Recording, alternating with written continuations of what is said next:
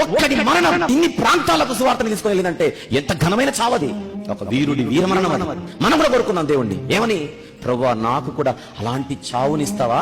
ఎలాంటి చావు? నేను చచ్చిపోవడం అన్నది ఎంతో మందికి ప్రయోజనకరంగా, నేను మరణించిన తర్వాత నా మరణ సందర్భం కూడా అనేక మందికి ప్రయోజనకరంగా ఉండేలా నాకు ఒక మంచి చావు ప్రభువా. అడుగుదామా దేవుణ్ణి?